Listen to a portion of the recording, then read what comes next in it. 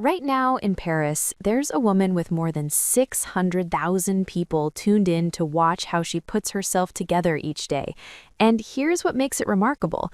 She keeps reaching for the same small rotation of pieces she's loved for years. She isn't interested in trends. She doesn't reinvent her closet when the seasons change. And still, every time she walks out of her boutique near the Champs-Élysées, she somehow looks like the most naturally polished woman on the block. Her name is Linda Wright, and at 77, she is walking evidence that you need so much less than you imagine to look stunning. What she's created isn't just a wardrobe, it's an entire way of thinking. And today, I'm going to break down exactly what that looks like in practice. And I need to say this up front, the final rule on this list, number 6, is the one that honestly reshaped how I approach getting dressed every day. Hey everyone, welcome back. If you're just finding this channel, I'm Parker Holloway, and today we're exploring one of the most respected figures in personal style, Linda Wright, a woman from Texas who relocated to Paris in 1978 and never left. She's a former model, the owner of a cashmere boutique, and someone who demonstrates daily that less truly is more. So let's dive in. Number 1 is design a uniform, not a collection. This sits at the core of everything Linda practices, and frankly, it's the mistake most of us keep making. We convince ourselves that more choices equal better style, but Linda would tell you the opposite. In her own words, jeans make up most of her weekly wardrobe, along with an unending supply of shoes, scarves, tees, and cashmere. That's the whole list. She has described her own approach as a simple roots philosophy, and she lives by it completely. On any given morning, you might spot her in a cashmere roll neck, her favorite vintage jeans, leather boots or velvet flippers, and a gorgeous scarf. That is the uniform. And what makes it so powerful is that she's not burning mental energy choosing what to put on. She's channeling that energy into how she wears it. So many of us swing open our wardrobes and feel paralyzed. We own dozens of things that don't go together and not nearly enough that we genuinely adore. Linda reversed that entirely. She committed to a tight edit of pieces that all belong in the same conversation, and because of that, everything pairs with everything. If you stare into a full wardrobe every morning convinced you have nothing to wear, this is your starting point. Identify your uniform. For Linda, that's jeans and cashmere and a beautiful scarf. Yours could look different, but the idea holds. Discover what makes you feel most authentically yourself, and let those pieces anchor everything. And just wait until you hear how she handles color, because that's where things get fascinating. Number 2 is prioritize fabric over labels.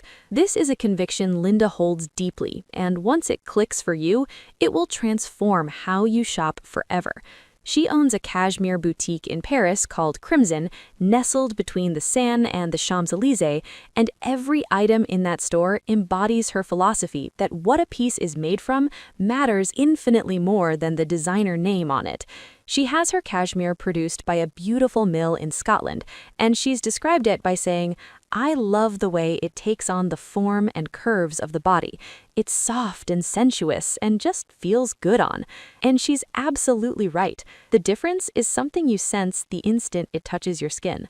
Now, I realize what might be running through your mind. There's no way I can fill my wardrobe with cashmere, and that's entirely reasonable. The point isn't about spending lavishly, it's about rethinking your approach. Rather than picking up 5 forgettable sweaters, what if you held out for one exceptional one?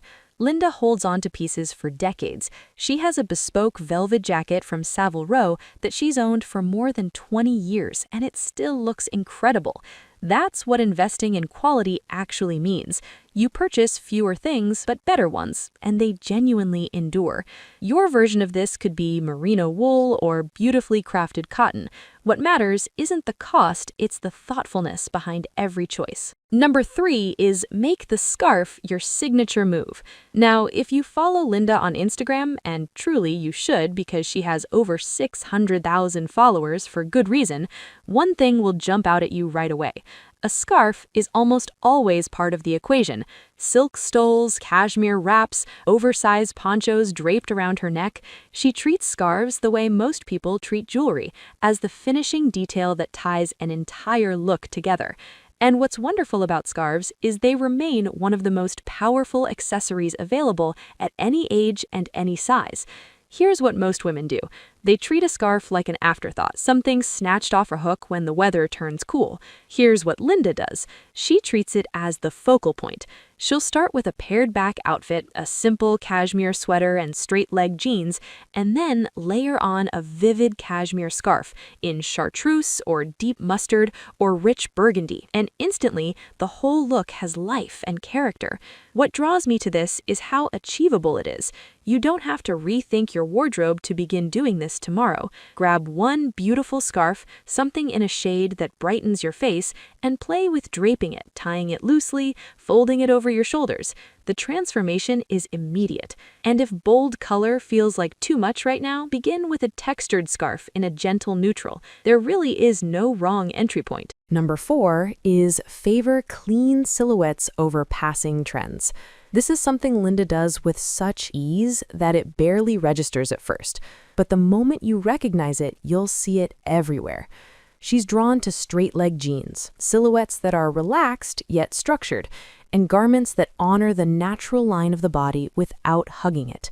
She doesn't do skinny jeans. She doesn't rotate through whatever trouser shape is trending that season. She wears the same balanced, straight proportions year after year, and it always reads as current because strong proportion is timeless. She's also been known to shop the men's section.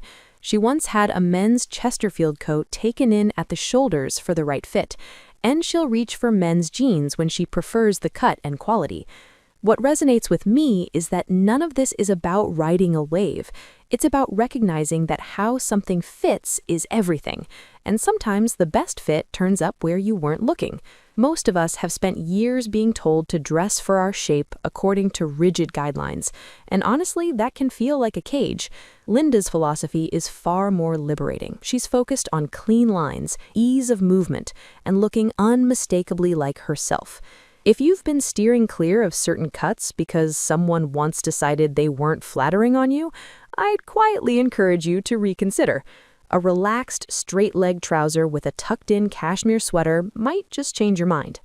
Number 5 is allow your color palette to grow with you. This one hits close to home for me, and I suspect it will for many of you as well. Linda has spoken candidly about how as she's gotten older, some colors have faded in appeal, while others have come alive in ways she didn't expect. She's not reaching for the same shades she wore at 40 or even at 60. She pays attention to how her skin and her hair interact with different tones now, at this stage of her life.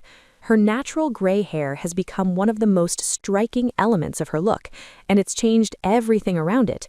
Colors like chartreuse and mustard and deep warm tones that might not have suited her before now light up against silver hair.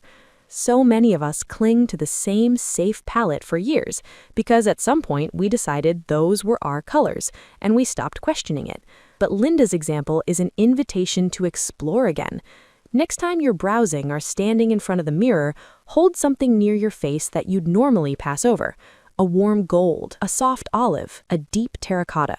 You could be surprised by how your complexion has evolved and how shades that once drained you now bring you to life. I believe this is one of the most beautiful rewards of getting older, unlocking an entirely new range of colors you never realized were yours. Number 6 is recognize that style is simply self-respect you can see. And this is the one that carries the most weight. Everything we've covered today, the uniform, the quality fabrics, the scarves, the clean silhouettes, the evolving palette, all of it is an expression of something far more profound. Linda once said she likes to think she's giving women of a certain age some ideas for dressing and remaining themselves in the face of fashion, which is eternally changing.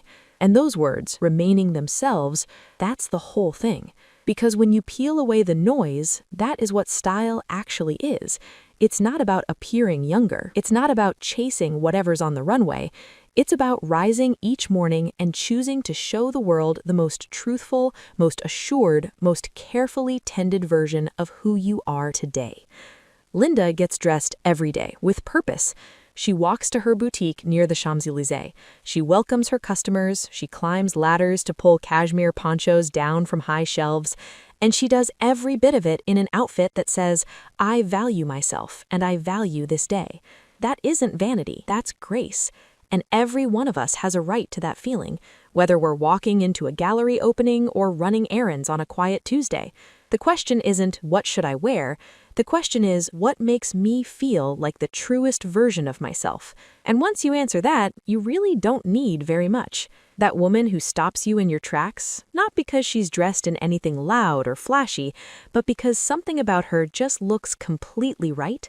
She doesn't own more than you. She's simply figured out what to edit away. So here's what I'd love you to try.